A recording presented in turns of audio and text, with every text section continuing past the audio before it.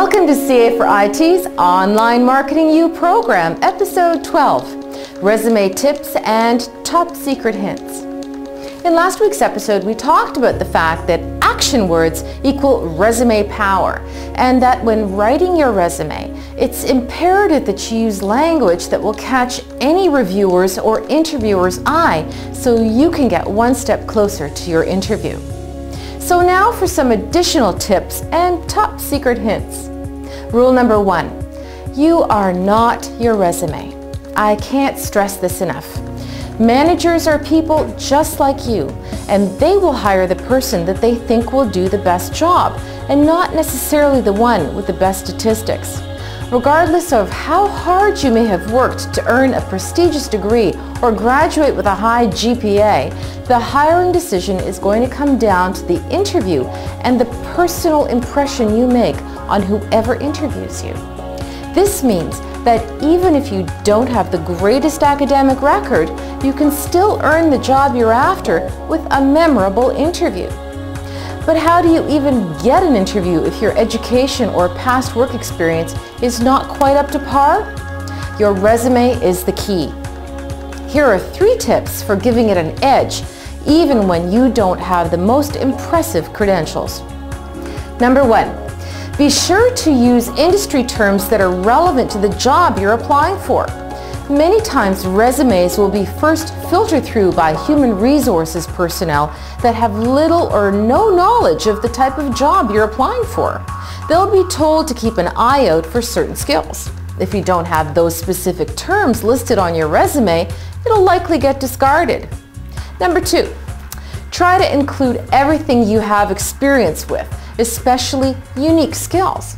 There are always elements of a job that you never know about until the interview process, so by including all the unique skills and experience you have, you may be further ahead in the game than you think. Perhaps you worked with a certain type of outdated legacy of computers at your last job. You may find that the company you're applying to also has some of those that no one knows how to operate. Remember, you don't have to be an expert at something to list that skill on your resume. If it's important for the job at hand, you can more clearly explain your knowledge level at the interview. Number 3, focus on the benefits the company will realize if they hire you and that you're the right fit for the job.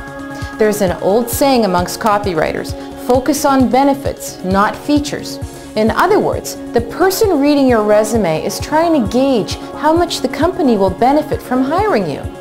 Interviewers want to hire the person that will do the best job, so explain in your resume why you will be more beneficial to the company than any other applicant and why you're the right fit for the job.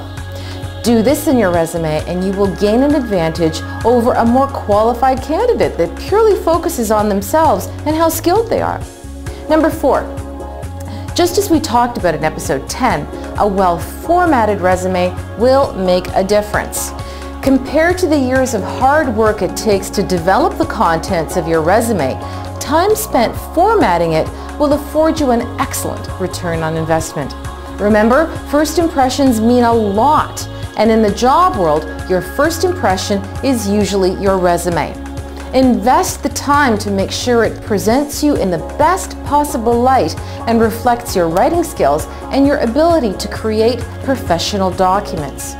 The key is to be a little smarter about your resume in order to get past that initial cut, which is based on credentials.